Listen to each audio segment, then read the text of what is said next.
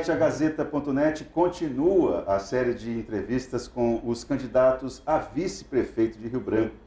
Hoje, a entrevista vai ser com Eduardo Ribeiro, que compõe a chapa com a candidata à reeleição à Prefeitura de Rio Branco, Socorro Neri.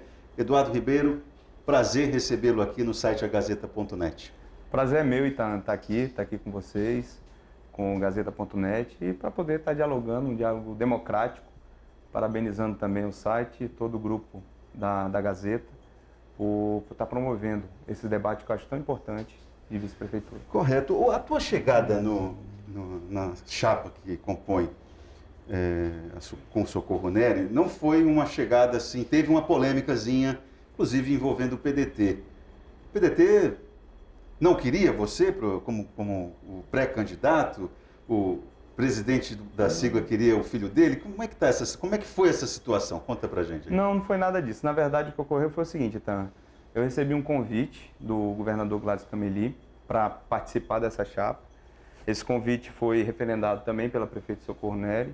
E desde da primeira conversa que eu tive com o governador, eu falei para ele que eu estava no PDT, que eu tenho um respeito imenso pelo meu partido. Foi um partido que eu escolhi, e que ele levasse essa indicação ao partido, ao PDT.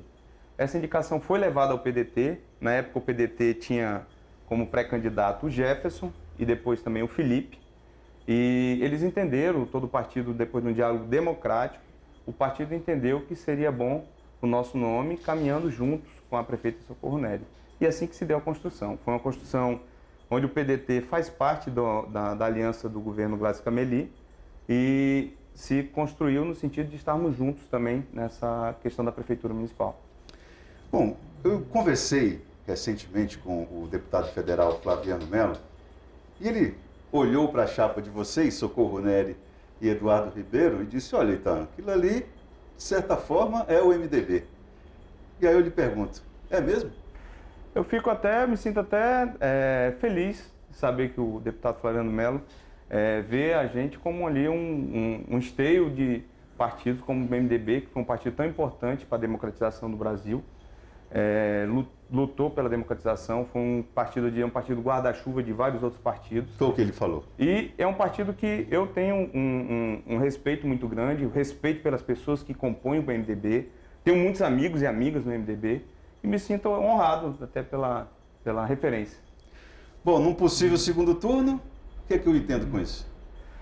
Vamos dialogar, vamos conversar, sim. Eduardo, qual que é a tua formação acadêmica? Eu sou advogado, formado em Direito, estou concluindo já agora o meu mestrado também, e a minha formação é no Direito. Eu sou uma pessoa que gosto muito da área jurídica, mas também gosto da área da produção. Sou produtor rural. Teu mestrado em que área? Direito empresarial. Você é casado, tem filhos? Queria que você se apresentasse um pouco. Sou casado com a Marina, tenho uma filhinha, Maria Eduarda, meu amor, meu aconchego. Quantos anos tem a Maria Eduarda? É meu porto seguro, tem 11 anos. 11 anos? aninhos, Tá certo. E não tem, é tipo carregador de celular, quando a gente tem que renovar nossas baterias, a gente vai com a Maria Eduarda. Família, minha filha. Tá certo. Eduardo, eu queria saber de você o seguinte, você já coordenou o INCRA aqui, já foi superintendente regional do INCRA. Queria que você avaliasse, você que falou que gosta também de produção, por que o INCRA saiu da agenda pública? Qual é a tua avaliação? Eu acredito que precisa de maiores investimentos no setor do INCRA. Por parte do governo federal. Eu acredito que precisa de mais investimentos. O INCRA precisa urgentemente de um concurso público, está precisando de um concurso. Os funcionários do INCRA são grandes heróis, eu digo, que conseguem dar conta do tamanho do INCRA, com a estrutura que hoje o INCRA tem no Estado, que é muito aquém do que necessita. E eu não tenho dúvidas que é necessário, por parte do governo federal, um olhar mais atencioso por parte do INCRA e de todo o processo de reforma agrária no Brasil. Por que você aceitou o desafio de ser candidato a vice-prefeito? Aí a gente já entra numa agenda pontual em relação à prefeitura.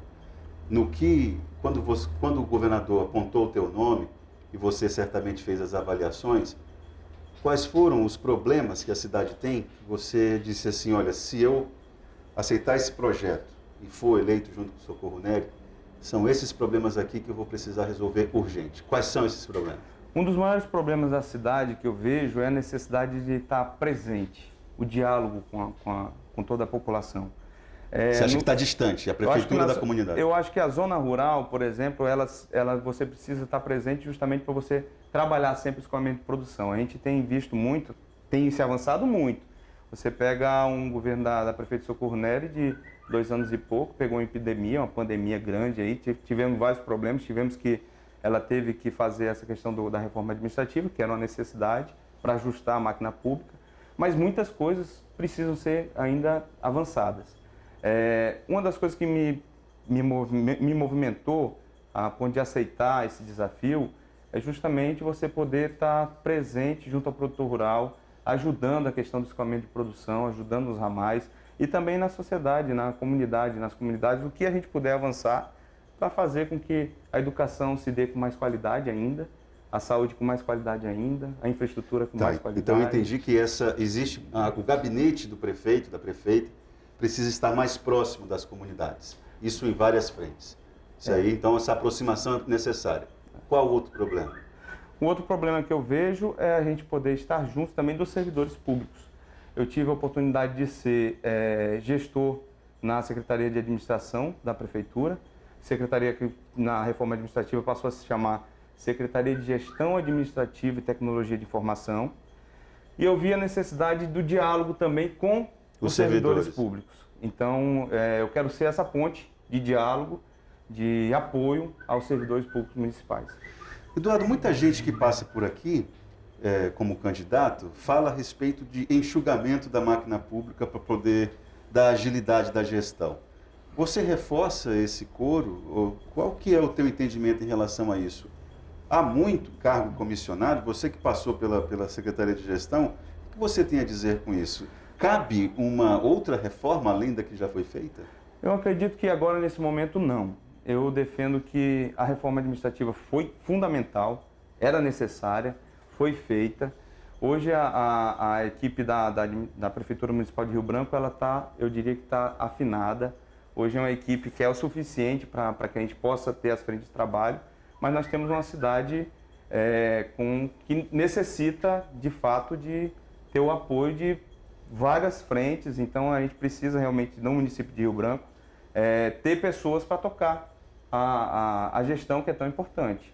Então nós temos hoje os servidores públicos, eu acredito que estamos dentro do limite necessário, nem a mais, nem a menos. Se a reforma que a prefeita fez foi uma reforma necessária e adequada, por que ela foi tão polêmica? Ela foi polêmica porque mexeu muito com a classe política. Acredito que ocorreu muito isso. Faltou diálogo? Talvez faltou mais diálogo com a classe política, mas, volto a afirmar, foi necessária, era preciso ser feita. E pela necessidade, acabou você, querendo ou não, você mexe com determinadas pessoas e acaba criando ali um certo constrangimento. Mas, volto a afirmar, se a reforma administrativa não tivesse sido feita e feita naquele momento, hoje o município de Rio Branco estaria passando por grandes problemas.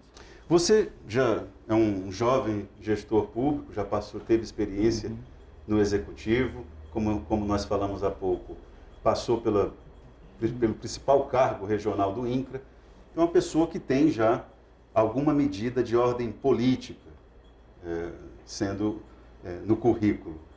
Então, posso perguntar, é possível governar sem priorizar os aliados? Não. Possível é. Eu estou dialogando com essa pergunta da reforma administrativa. Possível é, mas é muito difícil. De fato, é necessário o diálogo sempre com a classe política. Esse é um diálogo que tem que ser constante. Você tem que saber fazer com muito equilíbrio o diálogo da classe política com a gestão. Se for para priorizar, que se priorize a gestão. Perfeito. Mas a classe política tem que haver o diálogo, sim. Isso é algo que não foge do normal. Não pode passar despercebido. Eduardo, nosso tempo acabou, eu queria agradecer a tua participação aqui no site. Eu que agradeço, meu irmão. Estou à disposição. Muito obrigado, Eduardo Ribeiro. Bom, e assim a gente termina a conversa com o candidato a vice na chapa de Socorro Neri, Eduardo Ribeiro. Itanha Arruda, para o Gazeta.net.